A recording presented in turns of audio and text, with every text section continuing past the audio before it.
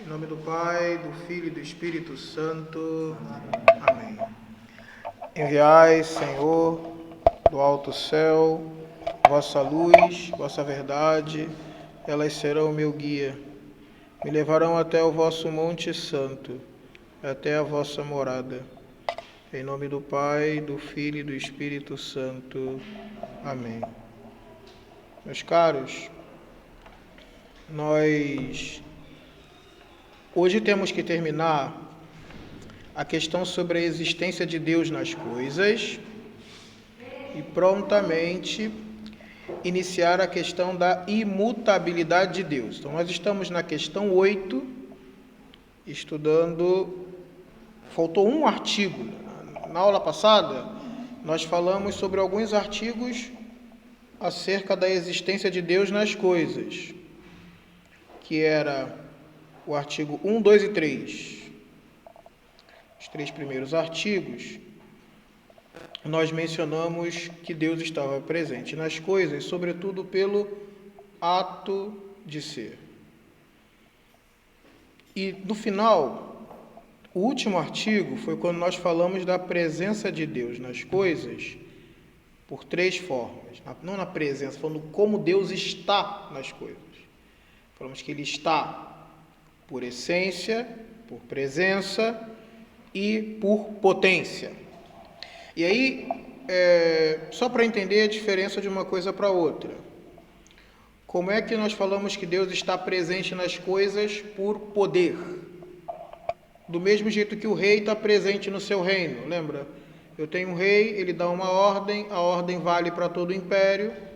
Naquele império ali, Deus é rei, ele mandou e tudo acontece como ele mandou. Ele está presente em todo mundo que obedece o que ele manda. Em segundo lugar, eu tenho uma presença divina que se dá de modo análogo ao que nós estamos presentes na nossa casa.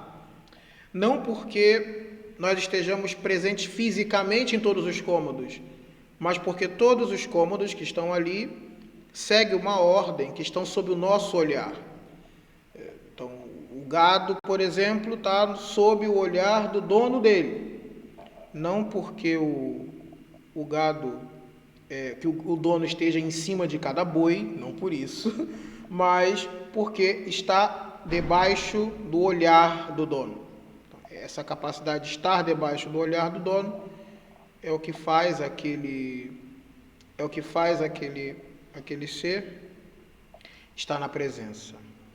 E a outra é a presença por essência, que é a presença substancial de alguém. Então, vocês estão aqui nesta sala, essencialmente presentes nessa sala, porque a substância de vocês está aqui. Lá na casa de vocês, você deixou tudo organizado, então lá vocês têm uma presença intelectual, a ordem na casa de vocês está lá. Você deu um comando para alguém na sua casa, entendeu? Então, você está presente lá. Não substancialmente, mas está presente pelo poder, porque mandou, está obedecendo. Está presente, tem de presença enquanto está debaixo do seu olhar aquelas coisas. Né? Então, isso são os 3 tipos. E Deus está presente nas coisas, desta forma. Em primeiro lugar, pelo poder, porque tudo está debaixo do domínio dele, tudo que acontece é debaixo do poder de Deus. Em segundo lugar, sob o olhar, porque mesmo quando ele não está mesmo fisicamente, que Deus sempre está, né?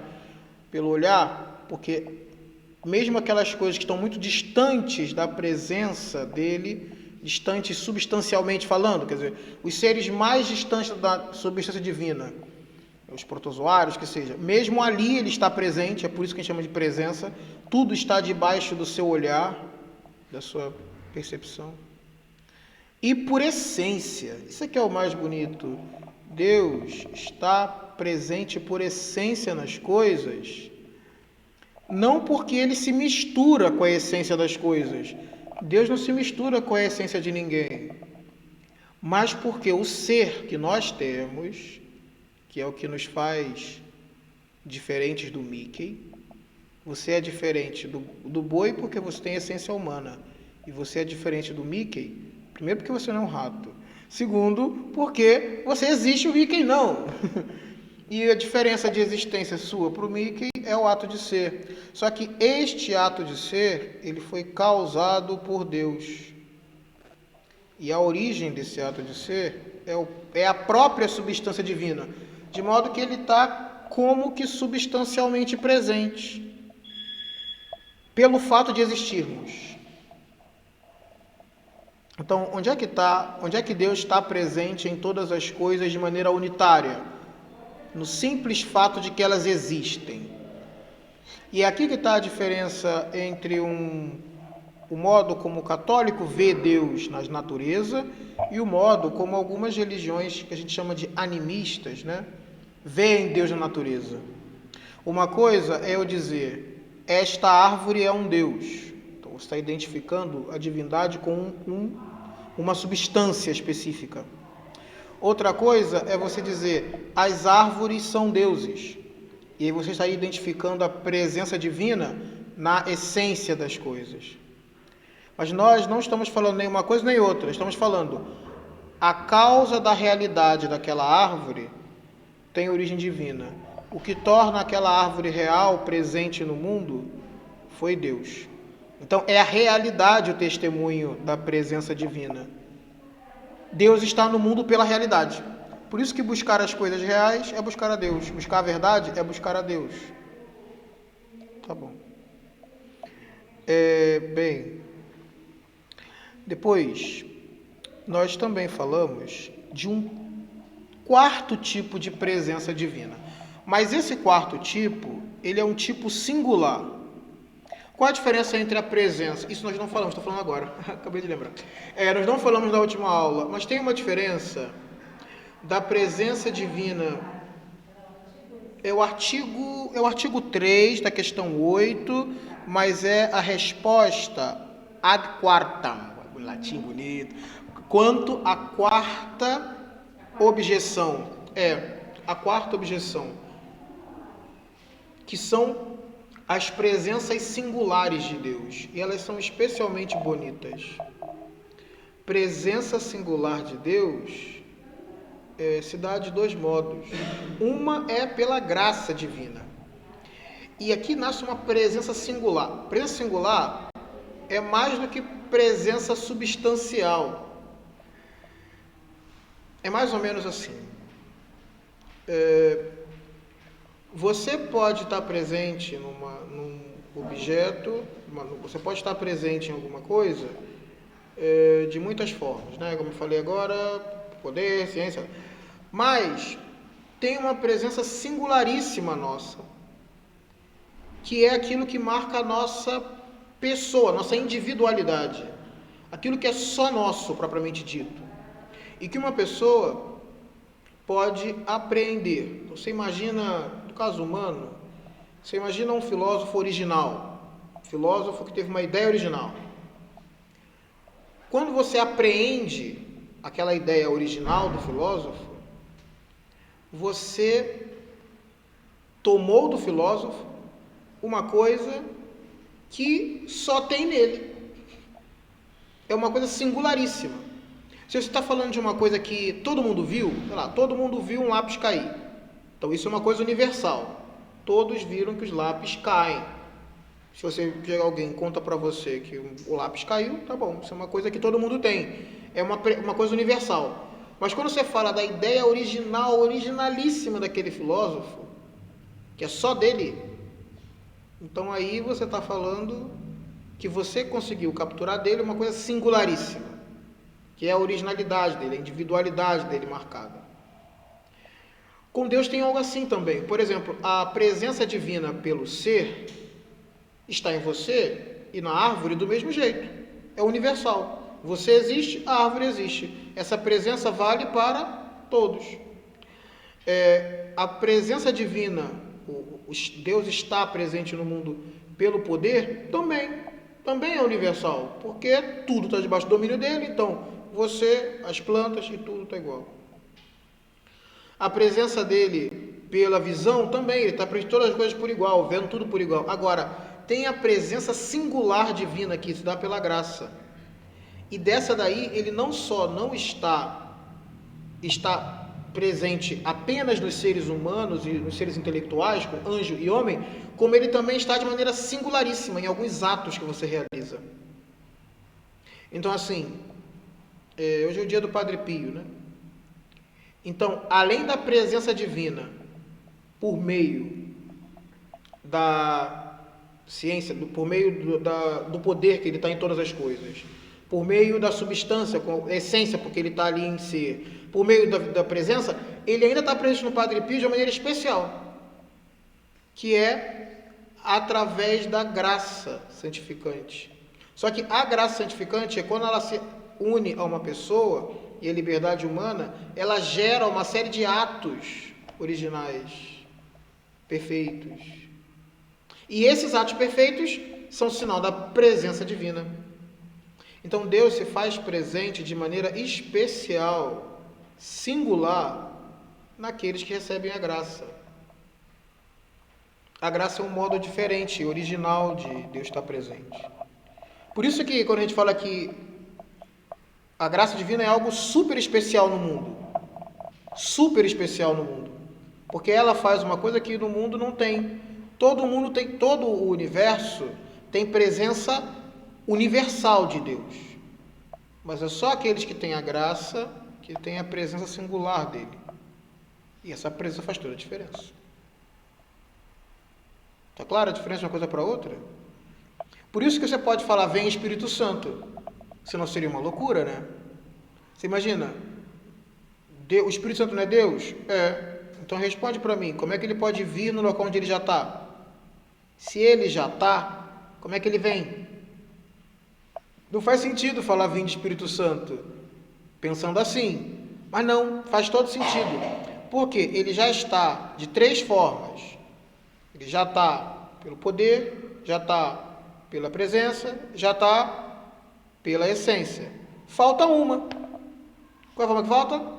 De maneira singular pela graça. É isso que está pedindo. Quando fala vem Espírito Santo, você está falando vem Espírito Santo com a graça. Para quê? Para que os meus atos sejam uma quarta presença divina nesse lugar. Uma presença singular de Deus naquele lugar. É isso que está pedindo. E uma última presença especialíssima de Deus só acontece numa única pessoa, na pessoa do Verbo encarnado. Por quê? Porque ali eu tenho a natureza humana unida à natureza divina de uma maneira profundamente singular, que é o modo como Deus está em Jesus Cristo. Deus está presente também no mundo por meio de Jesus Cristo. E em Jesus acontece algo muito especial. Por quê? Porque você tem o princípio que faz a gente estar aqui na realidade é uma participação no ser. Mas o princípio que faz Jesus estar presente na realidade não é uma participação no ser, é o próprio ser subsistente. Entenderam o que eu falei? Na cristologia vão entender seguramente. Mas agora não sei se deu para entender. É mais ou menos assim. Quando eu pego esse celular e eu empurro, eu pego uma coisa minha e dou um ato para ele. Eu tenho o ato de mover-me por mim mesmo. Esse celular não tem esse ato. Aí eu comunico o meu ato de movimento para ele. E o celular vai e se move sozinho por essa mesa. Eu não estou no mesmo lugar que ele. Não estou. Mas o meu ato e o ato dele são iguais, é o mesmo ato. Por isso que o meu ato sempre está lá. Só que esse ato que eu fiz de empurrar é um pedacinho de mim. Não sou eu todo. Deu para entender o que eu estou falando? É um pedacinho. Eu posso mover esse celular, posso mover tudo aqui em volta. Eu vou dar um empurrãozinho, peguei um pouco do meu ato de mover, empurrei, e o resto continua aqui, falando, respirando, né? Pois então, o que é a encarnação do Verbo? É como se eu pegasse o ato todo que eu tenho de viver pela minha alma, e na hora de empurrar esse celular, ao invés de dar um pouquinho, eu entregasse a alma inteira. Eu entregasse tudo. Sem perder nada. Aí ele ia começar a se movimentar ali como ao modo de celular, porque ele está quadradão, mas com as capacidades próprias do ser humano. Deu para entender o que eu iria transmitir? O princípio que ia mover o celular não é um pedacinho de mim, seria eu mesmo, porque a minha própria essência humana de mover-me por mim mesmo, eu colocaria no celular por este toque aqui. Entendeu? Imaginou? Pois isso daí é a encarnação do Verbo. É Deus que, ao invés de comunicar um pedacinho do ser, ele comunica o próprio ser subsistente. E aí, o que vai tornar real aquele substrato humano, né? A essência humana, o que vai fazer aquela essência humana estar na realidade não é um pedacinho, uma participação do ser de Deus. É o ser próprio. Então como se é complexo, porque é como se você estivesse de fato pegando toda a realidade e colocando que toda a realidade é o que sustenta a realidade daquela pessoa que estava caminhando e morrendo na cruz. Não sei se deu para entender o que eu estou querendo dizer com isso. O princípio primeiro de tudo que é real está ali dentro. E isso faz toda a diferença para entender quem é Jesus Cristo, né? Quando alguém chega no Evangelho de hoje e pergunta, né, como é que foi? Quem estão dizendo os homens que eu sou? Aí ele fala, é o Cristo de Deus. Aí ele fala assim, não conta para ninguém, vocês não estão entendendo nada. Porque não é só o líder político, né, Cristo de Deus, não, é algo mais. É o princípio primeiro de toda a realidade, que se fez homem. E isso é uma presença singularíssima de Deus. Mas é uma presença divina no mundo, por meio da encarnação do Verbo. Ok? E Nossa Senhora, cara?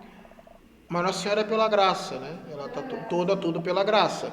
É singular, especialíssima, mas pela graça. Mas não pela união hipostática. A união hipostática é um tipo de união mais profunda, né? Isso, certamente, se estende à Eucaristia. Exatamente. Isso se estende para a Eucaristia, seguramente. E aí que está, esse é o grande mistério, assim. Porque, como eu falei, é razoavelmente simples perceber a divindade, a presença divina na Eucaristia. Porque é fácil imaginar Deus Todo-Poderoso resolvendo ter uma presença singular na Eucaristia. Você consegue imaginar. Mas quando você consegue ver a presença humana de Cristo, depende dessa noção da união hipostática. Por quê? Deus está unido hipostaticamente a um homem, a natureza humana. E quando você tem na Eucaristia, é fácil entender o atributo divino de estar ali na Eucaristia. O que às vezes é difícil ver é humano, né? Só que o humano está por quê? Porque eles estão unidos. O princípio que dá realidade à presença de Deus na Eucaristia é o ser subsistente, que é Deus mesmo. Mas esse ser subsistente está unido à natureza humana. Então, onde Deus está realmente, na pessoa de Jesus Cristo, um ser humano está realmente ali. Então, é alguém que está na Eucaristia. Alguém humano e divino, obviamente. A natureza humana está ali. É claro que a pessoa mesmo é a pessoa divina, que a gente não é herege para ficar falando que é só a pessoa humana. Tem umas brigas cristológicas por aí, mas é a pessoa divina que assume. Então, mas a natureza é humana. Que coisa? Humana e divina. É impressionante, tudo bem. Hoje isso é bom para a cristologia. Vai chegar o momento de estudar Jesus Cristo. Calma, vai chegar o momento de estudar Jesus Cristo.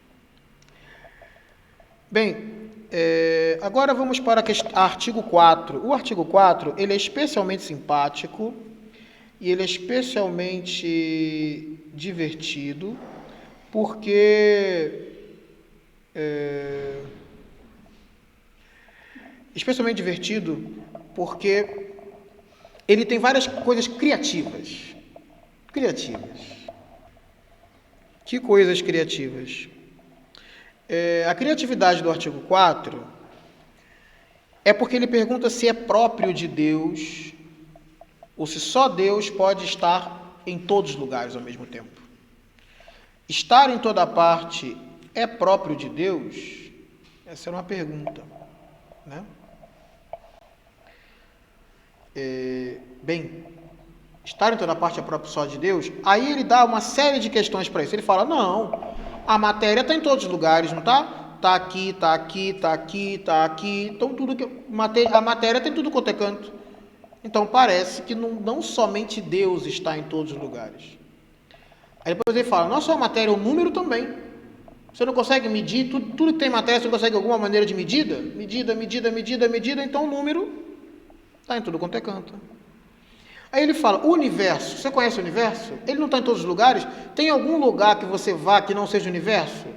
Não, porque depois dele, né, não é mais nada. Então, o universo está em todos os lugares. Então, o universo também é em todos os lugares. Aí ele começa com as criatividades, quando ele fala assim, mas se tivesse um corpo infinito, ele também estaria em todos os lugares. Não tem, mas se tivesse, estaria. Então, não é só próprio de Deus.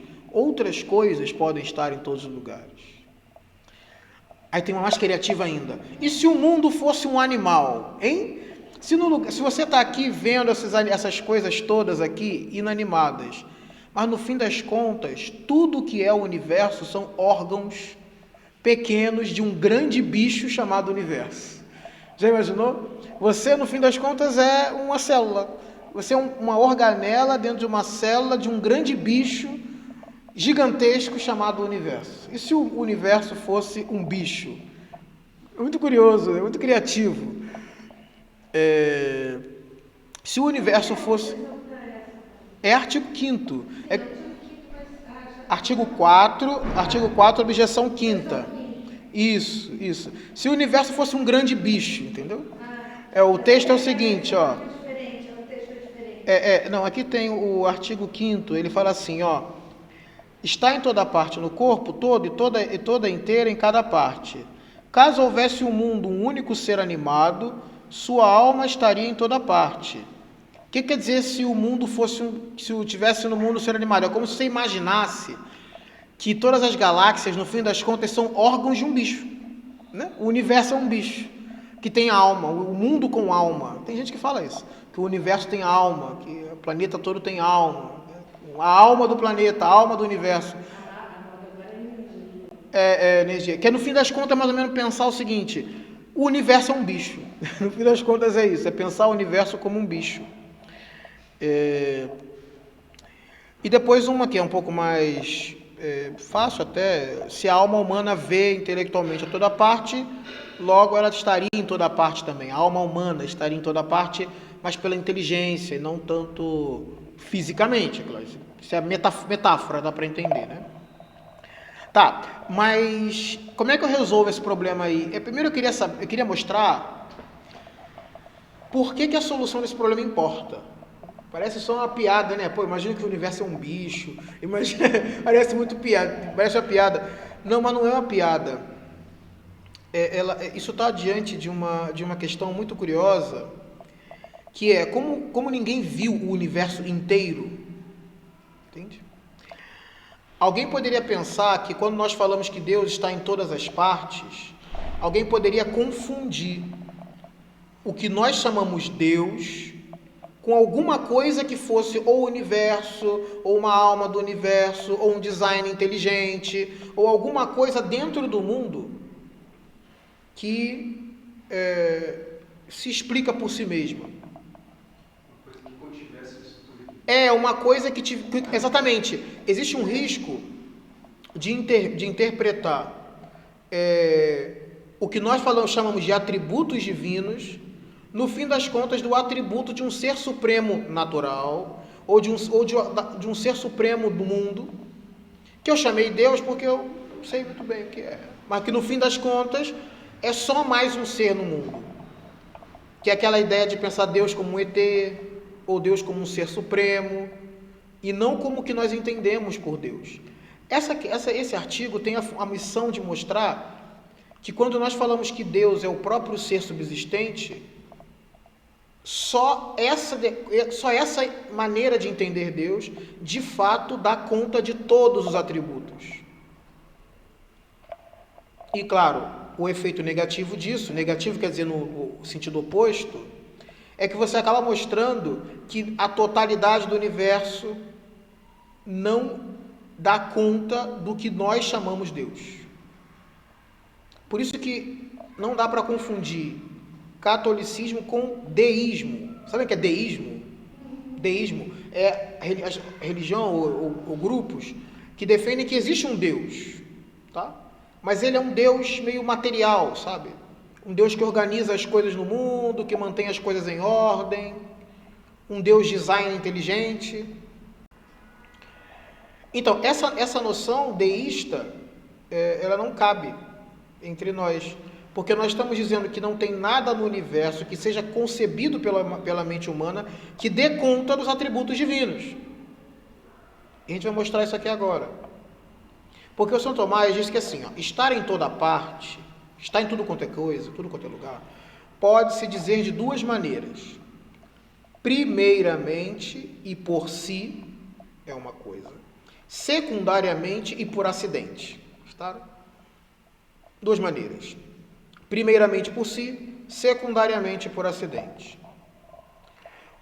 O que seria primeiramente? Primeiramente quer dizer que é algum atributo que se refere à totalidade das coisas, à totalidade do objeto, que é diferente daquilo que se refere a uma parte do objeto. Vou dar um exemplo. Alguém fala, fulano, uma pessoa tem dentes brancos, e você diz, ele é branco. Não está certo? Porque você pegou uma parte e fez um atributo quanto ao todo. Entende? Você pegou uma parte, então, você vai dizer, o fulano é tal coisa, mas se é só uma parte dele que é assim, só uma característica, então não é o todo. Então, quando eu falo que Deus está presente, que Deus está em toda parte, primeiramente, eu não quero dizer que ele se refere a uma parte das coisas.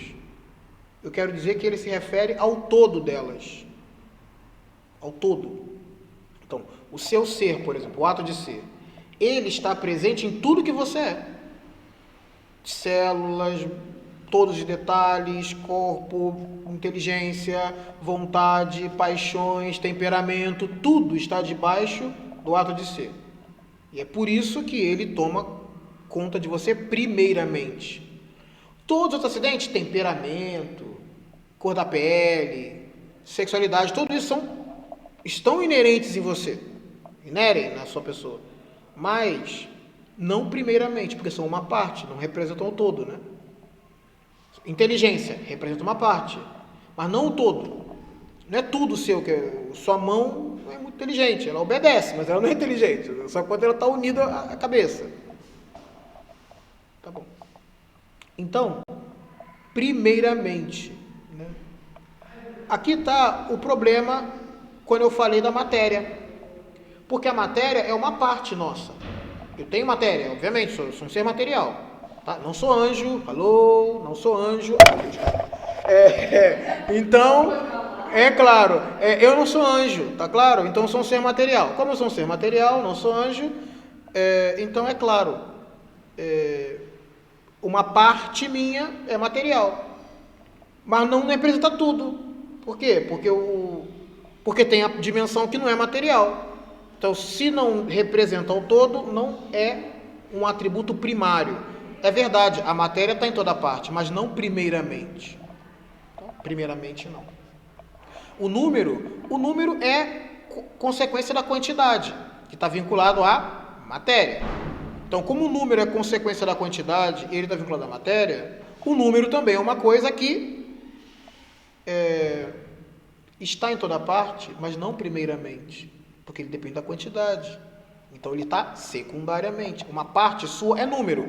A figura geométrica do meu corpo é número, porque é figura geométrica, eu posso medir bonitinho, colado bonitinho. É número. Mas a inteligência que eu estou usando para falar com vocês não é número. Então ele é só uma parte, por isso não é primariamente. Depois a segunda coisa é quando nós chamamos primeiramente e por si. O que distingue ser por si e por acidente? O por si é alguma coisa que não depende de nenhuma hipótese.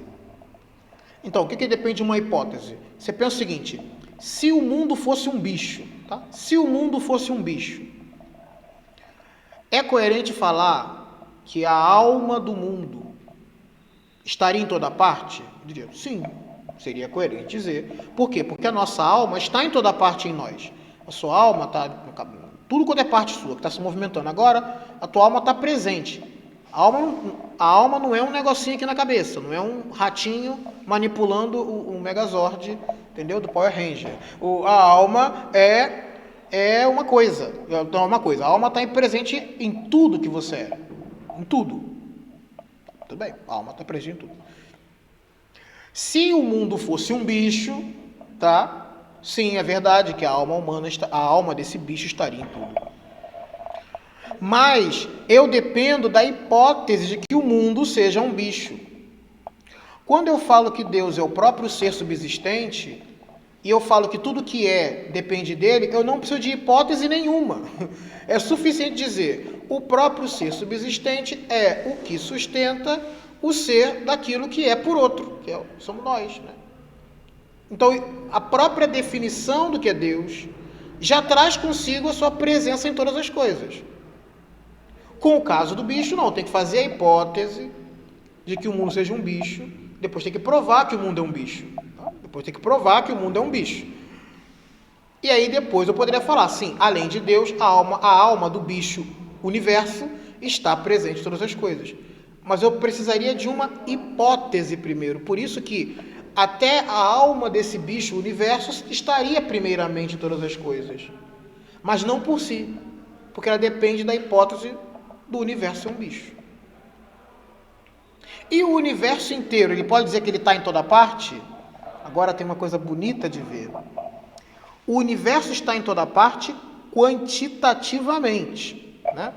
Claro, porque todas as partes de um todo, né, está presente no todo. É bem fácil entender esse que eu acabei de falar. Pego essa mesa, divido em 1 milhão de pedacinhos, todas as partes da mesa estão grudadas nessa mesa. Isso é fácil de entender. Agora, imagina o seguinte. É verdade que todas as partes da mesa estão quantitativamente nessa mesa. Mas a mesa está presente em todas as partes? Dentro de todas as partes? Não está. Todas as partes estão na mesa, mas a mesa não está internamente em todas as partes. Entendeu a diferença de uma coisa para outra? É um pouco complexo, mas é bonito de ver. Por quê? Eu estou no universo, e o universo é uma coleção de coisas, se eu estou ali dentro, logo, tudo é universo, tá? Mas o universo não está em mim. Entende? Eu estou no universo, extensivamente eu estou no universo, como uma coisa em cima de uma mesa. Mas intensivamente, desde a minha composição interna, o universo não está dentro de mim. Tudo que é o universo não está em mim. Não é assim que acontece no caso com Deus. Por quê? Porque Deus é o próprio ser subsistente. Tudo que eu sou é ser. Então, eu estou dentro do ser, que tudo que Deus criou é ser, e ao mesmo tempo, o princípio do ser está dentro de mim. Não só extensivamente, mas também intensivamente. Em todos os detalhes que eu sou, tem ser. Então, ele não está só presente na coleção, como é o caso do universo, mas também na intensidade, desde de dentro para fora. E é por isso que o universo, ele não está presente em nós primeiramente, ainda que por si esteja, porque não depende de uma hipótese disso, né? Fora da borda do universo não tem nada. Está por si, mas não primeiramente. Tá vendo o que eu estou falando? Bom, o mundo não é bicho, a gente já falou sobre isso. Se fosse um corpo infinito é a mesma coisa. Um corpo infinito, o universo fosse um corpo infinito, a mesma coisa. Você estaria dentro de um corpo infinito, mas o corpo infinito não estaria dentro de você. E por isso ele não estaria primeiramente. Né? E o que tudo isso significa? Uau, tudo isso significa um negócio muito legal. O quê? Que o modo como Deus está presente, ou como Deus está nas coisas, como Deus é nas coisas, não é só como uma coleção de coisas que ele fez e botou em cima de uma mesa. É também como aquele que sustenta desde dentro todas as coisas. E só a Deus cabe estar em todos os lugares ao mesmo tempo. Porque só ele pode, primeiramente, claro, universalmente, tudo, matéria, tudo pode estar em muitos lugares ao mesmo tempo. Número, né, tudo pode. Universo, tá. Mas primeiramente e por si, só Deus. Porque primeiramente, desde dentro, e por si, sem depender de hipótese nenhuma. Toca a totalidade, vai desde dentro e não depende de hipótese nenhuma, pela sua própria definição. Por isso, estar em toda parte, que é a mesma coisa que dizer que ele é ilimitado quanto ao espaço, né? Ser imenso, é próprio de Deus, e só dele. Diga aí. É possível então dizer que Deus sempre existiu no universo não? Essa pergunta, a pergunta sobre o sempre, se refere mais ao tempo, que é o próximo tema, do que o espaço, que é o que se refere aqui agora. Quando eu pergunto como Deus está nas coisas, eu estou perguntando sobre espaço, como que ele está no lugar. Quando você pergunta sobre a criação do universo, eu estou falando sobre quando Deus esteve e quando o universo passou a estar. Agora, a sua pergunta, ela é um pouco mais complicada, porque a sua pergunta não tem resposta filosófica, que é se o mundo foi criado no tempo. Essa é a pergunta. O mundo foi criado no tempo? Teologicamente a gente sabe, claro que foi, é revelado, é dogma, está resolvido. Mas filosoficamente não tem uma resposta boa para isso. Porque você não tem como mostrar o início, não é necessário provar filosoficamente, nem que o mundo é eterno, nem que o mundo teve um princípio no tempo. Então esse daí é o problema. Pelos critérios filosóficos não dá para saber. Né? Não dá para saber. Isso foi uma disputa séria no medievo, se o universo é eterno, da eternidade do mundo, de eternitate mundi. Mas deu uma trabalheira. São Tomás escreveu um livro sobre a eternidade do mundo, apresentou não sei quantos argumentos de que o mundo era eterno, refutou todos, apresentou não sei quantos de que não era, refutou todos, e aí ele falou, tá vendo? A gente só sabe pela fé, acabou. É assim que ele resolveu o caso, entendeu? Resolveu simples assim, a gente só sabe pela fé, acabou. E assim foi. Essa é a resposta que São Tomás dá para o caso da eternidade do mundo. Vocês conseguem entender o problema da eternidade do mundo, né? A coisa é basicamente o seguinte: é necessário que o mundo tenha sido criado, que o ato de ser venha de Deus, mas não é necessário que o ato de ser funde o tempo. Entende? Que o tempo não seja uma consequência do universo, e que o universo tenha sido criado no tempo. Uma razão é muito simples, porque uma coisa é dar o ser para as coisas, que a gente chama de ato vertical. A causalidade vertical, que é fazer algo existir, trazer algo para a realidade. E a outra coisa é a chamada causalidade predicamental, que é horizontal. Uma coisa é fazer uma coisa existir, outra coisa é colocar a coisa em movimento. São duas coisas distintas. Eu projetei um robô, pronto, coloquei na realidade, de cima para baixo. Eu, na minha inteligência, trouxe o robô para existir. Depois tem a pergunta, e como é que ele vai se movimentar? Aí é a causalidade predicamental, que é como ele se movimenta em cima daquela mesa. Vertical, trouxe para a realidade, coloquei em cima da mesa. Agora, como é que ele se movimenta? Em cima da mesa é a predicamental. O tempo é uma característica, que é um acidente vinculado à causalidade predicamental, é um predicamento o tempo. Então ele é alguma coisa que está nessa esfera aqui, nessa esfera da mesa. Só que a criação está na esfera da causalidade vertical, que é trazer para a realidade. Aí vem a pergunta, como é que Deus criou o mundo? Ele criou de cima para baixo e depois a coisa se movimentou, ou ele foi criando e se movimentando como alguém que vai... Entendeu? Diferentes movimentos. Uma é criou e movimentou. Outra coisa foi criando no tempo. É como se fosse... criou tudo e deu start, ou ele foi criando enquanto o start tinha sido dado, entendeu? No tempo, é mais ou menos isso. E a outra seria que ele poderia ter feito este ato criador eternamente.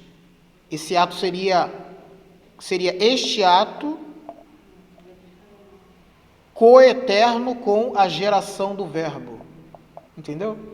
Quando ele falou eternamente Filho, quando ele falou eternamente o verbo, essa mesma ação eterna seria a criação do mundo. Tá? Isso são as ideias de mundo eterno. Para nós católicos não tem papo, é heresia isso. O mundo foi criado no tempo. A gente sabe, porque a revelação nos falou isso.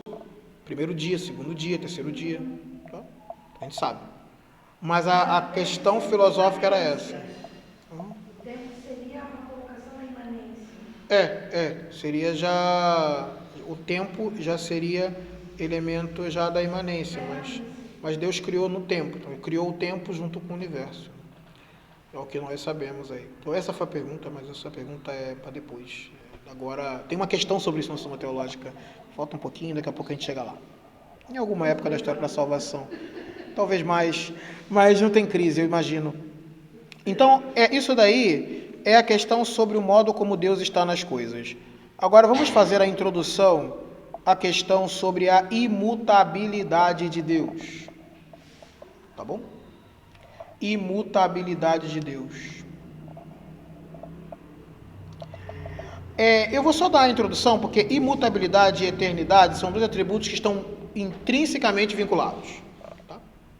Que é a questão 9 da Suma Teológica. Sobre a imutabilidade de Deus e depois sobre a eternidade de Deus. Primeiro eu vou começar com a polêmica, já que é a introdução, vamos começar com a briga. Existem pessoas que acusam Santo Tomás de ter feito uma... Como é que eu posso dizer? Ter feito um helenismo na visão de Deus. A acusação é a seguinte: Santo Tomás pegou os critérios aristotélicos, os conceitos gregos de Deus, e misturou essas coisas com a fé cristã. E foi bagunçando o coreto todo. E aí depois que ele misturou os argumentos filosóficos sobre Deus, aí ele voltou para ler a Bíblia. E começou a ler a Bíblia com aquela visão helênica. E aí por isso que o Deus de São Tomás é tão difícil, é tão complicado, enquanto o Deus do judeu, não tem problema falar que Deus mudou. Moisés chegou para Deus, rezou, Deus mudou de ideia. Deus muda o tempo todo. Toda hora Deus muda. Deus se aproxima do homem, ele se aproxima de vós. Aproximai-vos de Deus, ele se aproximará de vós. Porque a visão grega bíblica é um Deus que se move. Já viram isso? Mas a visão aristotélica, tomista, filosófica, não admite um Deus mutável, porque é a teoria do motor imóvel. Então o pessoal fala, existe um motor imóvel, né? E existe Deus, que é um ser mutável. Aí quando você mistura a filosofia grega com a Bíblia, aí você cala o movimento do Deus bíblico. Já viram isso? Não, mas é possível, a gente fala isso. Então, olha só, tem um problema nessa argumentação. Qual o problema? O problema é que tem vários versículos bíblicos que falam da imutabilidade de Deus. Por exemplo, Malaquias 3:6. Eu sou Deus, eu não mudo. Foi ele que falou. Eu sou Deus, eu não mudo. Aí depois tem Números 23:19. Deus não é homem para mentir, ele não muda de ideia. Números 23, 19, Deus não muda de ideia. O Salmo 103, tu permaneces, tu és sempre o mesmo, Senhor. É Salmo. Isaías 43, entendas, por favor, que eu sou o mesmo. Ontem, hoje, para sempre. Então, essas passagens bíblicas, todas elas são bíblicas. Então, por exemplo, quem defende que Deus é um Deus que fica mudando o tempo todo, de opinião, de ideia, de sentimento, muda de ideia, tem que interpretar estes textos de maneira alegórica. Entende? Ou esses textos são alegoria, ou aqueles outros são alegoria. Ou um dos dois, porque não dá. Ele fala, eu não mudo, eu sou sempre o mesmo.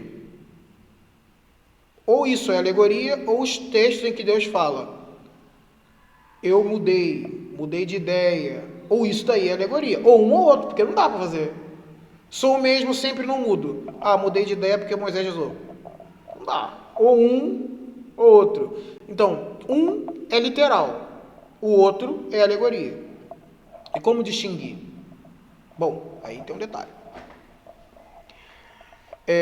Nós falamos isso lá muitas aulas atrás. Como é que eu vou distinguir então? Qual deles é alegoria? A imutabilidade de Deus está intrinsecamente vinculado àquela afirmação que eu fiz de que ele é o ato puro, de que ele é o próprio ser subsistente. Está vendo? Até agora, nós já falamos de que Deus é o próprio ser subsistente 4.790.000 vezes. Não foi? E é exatamente essa afirmação que conseguiu justificar que ele é simples, que conseguiu explicar que ele é infinito, que é o sumo bem, que está em toda parte, que são atributos divinos. Se eu falo que Deus é mutável, seria uma contradição dizer que ele é o ato puro. Porque ou é ato puro, ou é mutável. Que para ser mutável, para ser mutável tem que mudar, né? Mudar é movimento. Para mudar e ter movimento, tem que sair de uma potência e ir para um ato. Se eu sair de uma potência e fui para um ato, eu não sou ato puro mais. E se não é mais ato puro, tudo que nós demonstramos até agora não vale nada. Estava tudo errado. Até a prova da existência de Deus. Então aí a pergunta é, de fato, Deus é aquele que dá o ser para todas as coisas, mesmo como nós vimos até agora, e aí ele tem que ser imutável? Ou então ele é um ser mutável e eu não tenho a menor ideia de quem é Deus? Porque o que o universo testemunha de quem é Deus diz uma coisa e a Sagrada Escritura diz outra. E essa contradição entre o que o universo fala de Deus e o que a Sagrada Escritura fala de Deus é um problema? É um problema. Porque no início do Gênesis, o que nós falamos? No princípio, Deus criou o céu e a terra pela sua palavra. Ele falou e as coisas existiram, lembra isso? Ele falou e as coisas existiram. Então, se ele falou e as coisas existiram, a criação é palavra de Deus. A Bíblia é palavra de Deus. Se o estudo do universo fala que Deus é uma coisa, e a Sagrada Escritura fala que é o contrário, então Deus teria duas palavras. Uma para a natureza, outra para a revelação. Quem tem língua bifurcada não é Deus. Mas não é isso? Não é assim que fala o texto, tem Deus que fala, fulano tem língua bifurcada. Quem tem língua bifurcada não é Deus. Então não é possível que a natureza testemunhe a existência de um ser subsistente, perfeito, ato puro, que gera tudo, e a Sagrada Escritura, que é o próprio e o mesmo Deus verdadeiro, esteja dizendo que ele é mutável, que não obedece, então, que é mutável, que é passional, que está triste o tempo todo. Então, por isso que o literal, para ser consistente, universo e Bíblia, que é um só Deus, uma só palavra, um só ensinamento, eu preciso que ele seja imutável. Imutável, propriamente dito. Até porque a imutabilidade está diretamente vinculada ao atributo da eternidade. E a eternidade, não sei se fica claro para todo mundo, mas a eternidade está profundamente vinculada com um negócio chamado céu. Porque você fala que você quer a vida eterna, não é isso? E o eterno quer dizer o quê? O eterno quer dizer o quê? Se você fala, por exemplo, que Deus é mutável, o céu é ver a Deus, então o céu é mutável, ele começa muito bem, né, assim, e depois, não sei, vai que ele acordou um pouco cansado no dia de hoje, eu acho que agora o céu que estava muito bonzinho vai ficar meio estranho. Vamos fazer uma brincadeira, vamos brincar de guerra hoje? Não, isso é uma desgraça. Então, quando eu falo de imutabilidade de Deus, eu estou falando do que é a eternidade da vida, da eternidade do céu. O céu é eterno, a eternidade da vida. Tá, tudo bem. A vida eterna no céu, ótimo. Ver a Deus, tá bom. E o que é a eternidade? O conceito de eternidade que nós vamos ver na questão 10 está diretamente vinculado com a imutabilidade, porque tem um conceito de eternidade que Santo Tomás usa. E o conceito é do Severino Boécio, entendeu? Severino Boécio, que dizia assim: a eternidade é a posse inteiramente simultânea e perfeita da vida interminável. Gostaram da definição? Vamos estudar essa definição depois. A eternidade é a posse inteiramente simultânea e perfeita da vida interminável. Uau, que coisa mais complexa. Vamos lá, vou tentar dizer mais ou menos o que é isso. Gostaram da definição? Posse total de uma vida interminável, perfeita e simultânea. Tá, mas o que é isso?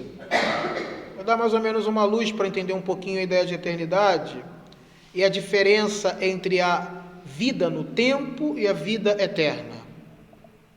Que é até bom que tem a ver com a leitura da primeira leitura da missa de hoje. Pensa o seguinte: eu tenho o movimento, está se movimentando, tá vendo? E eu meço o tempo por meio de um movimento. Nós medimos pelo Sol, por exemplo, pelo movimento do Sol. Revolução solar, eu meço o tempo e pelas inclinações eu vou medindo também as estações da inclinação da Terra, também referente ao Sol, do modo como acontece o Sol. Então você vai medindo o tempo através das regularidades do mundo. Sol, revolução solar durante um dia, né? Da minha cabeça, o Sol vem na minha cabeça, dá uma voltinha e volta na minha cabeça. Da minha cabeça, 24. Medir o tempo. Por isso que o tempo, ele é chamado o número do movimento, segundo um antes e um depois. O número de um movimento, segundo o antes e um depois, é o que a gente chama de tempo. E é mais ou menos isso que a gente faz mesmo. Olha, o número do movimento que sai do Sol, que sai de cima da minha cabeça, meio-dia, Sol a pino, ele faz uma revolução e é quando ele volta a estar no mesmo lugar que ele estava antes. Número do movimento, Sol se movimentando, segundo o antes, minha cabeça, e o depois, minha cabeça, que é o tempo de revolução. Você sai de um mesmo ponto e volta para ele mesmo. E aí você tem a duração, você chamou isso de dia, e deu um número para ele, 24. E a partir daí você começa com facilidade a fazer minuto, segundo, calcula pelo ângulo, e aí segue todo o cálculo de tempo que a gente tem. Todos os relógios estão aí bem organizados. Tá bom? E daí? E daí? Se você está dizendo que tem alguém que é imutável, você está dizendo que não tem movimento. Por isso não tem o número segundo o antes e o depois, não tem tempo. Mas não tem movimento, não tem tempo. Então o antes e o depois não estão separados entre si. Consegue entender o que acontece? Número do movimento segundo o antes e o depois. Não tem movimento.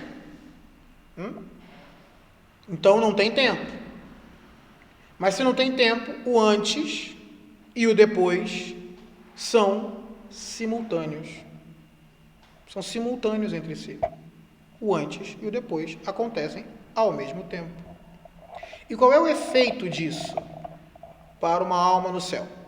A gente está aqui, os atributos divinos nós oscilamos entre o céu e a Eucaristia. Gostaram, né? Tá bom, Eucaristia e o céu, tá uma boa medida. Olha que coisa interessante. Você pode um dia parar para meditar sobre a Eucaristia, não é isso? Você gasta lá seus 20 minutinhos meditando e você vai saborear, teologicamente, tudo que você aprendeu da Eucaristia. Quando uma aula assim, por exemplo, lá de Tomás, Aristóteles, uma coisa assim bonita, você fica um tempinho saboreando aquela aula. Só que você nota que, enquanto estou meditando, contemplando a Eucaristia, e passa um tempo, correto? E tem um detalhe, enquanto você está meditando sobre a Eucaristia, você não consegue meditar sobre os dons do Espírito. Porque não dá para fazer ao mesmo tempo. Enquanto eu estou considerando, meditando, conversando com Deus sobre a Eucaristia, eu não estou meditando, considerando os dons do Espírito Santo. Não estou. Claro isso, né? Bom. Mas ao mesmo tempo, quando eu não só do dom do Espírito Santo, mas nenhum outro mistério divino eu consigo contemplar simultaneamente enquanto a minha cabeça está pensando num tema da fé. Claro? Ótimo. Por quê? Porque você não tem a posse simultânea de todos os bens espirituais ao mesmo tempo. Tem posse, mas apenas de um de cada vez. Por isso que você tem tempo, número do movimento, segundo antes e depois. Antes, estava lendo a Eucaristia, depois estou lendo sobre a Trindade, depois estou lendo sobre pneumatologia, depois, entende? Sempre um antes e um depois, que eles estão separados. O antes e o depois estão separados para nós. São partes distintas da mesma coisa. Mas no céu você consegue, como é a posse simultânea das coisas, é você contemplando a alegria do mistério da Eucaristia ao mesmo tempo que está contemplando na sua presença o mistério do Divino Espírito Santo. Ao mesmo tempo que está com o mistério da Virgem Maria. Ao mesmo tempo que está sob o mistério da natureza humana. Entendeu? É como se você tivesse aglomerado num único ato de contemplação a alegria de todos os mistérios divinos ao mesmo tempo. Uma imagem que pudesse ajudar para compreender isso é aquela que eu já falei com vocês uma vez. Lembra? Você foi ouvir uma música num recital de piano. A música é a sua favorita. Gerou o quê? Uma alegria. Aí agora você vai dizer, mas quem está tocando é meu filho. Então são duas. Porque é o filho tocando bem, é o filho tocando e a música favorita. Além do mais, está tocando muito bem. Então é a alegria da música favorita, do filho tocando, executando perfeitamente. Mas a música foi composta pelo seu avô. Aí então tem a alegria. Consegue entender essas notas todas? Quando você está assistindo aquela música, num único ato de cada nota, é como se todos esses elementos afetivos se aglomerassem para intensificar maximamente cada nota tocada naquela ocasião. E você consegue imaginar que se eu continuar aumentando as notas, você explode. Vou explodir. É mais ou menos isso. Deu para entender essas notas todas, né? Essas notas. Pois o que eu estou falando sobre a posse plena de todas as coisas é algo análogo a isso. Você olha para alguém executando uma coisa e dentro daquele único ato existem uma infinidade de significados que você não consegue medir. E aí é como se você vendo o mistério da Eucaristia no céu, ao mesmo tempo você estivesse na presença do mistério da Trindade, do mistério da pneumatologia, do mistério da Igreja, do mistério da história humana, do mistério do ser humano, do mistério da Virgem Maria. Todos eles no mesmo ato. E por isso que seria a posse simultânea de todos os bens. Isso é a eternidade. Que é diferente de como a gente faz aqui agora. Aqui eu preciso meditar um de cada vez. Eu preciso fazer um caminho, eu preciso falar, eu preciso ficar 1 hora, que nem eu estou aqui agora falando com vocês, para apresentar a multiplicidade dos mistérios. A multiplicidade dos mistérios, a multiplicidade da contemplação vai acontecendo no tempo, segundo um antes e um depois. A gente fica 1 hora falando de todos os mistérios e as consequências deles. Uma linearidade, digamos assim, uma linearidade, uma coisa acontece depois da outra. Aqui é assim, uma coisa acontece depois da outra. E lá é simultâneo. Lá é... Coisa de tempo, acontece tudo ao mesmo tempo. Exatamente isso, por isso que é a posse completa de todas as coisas.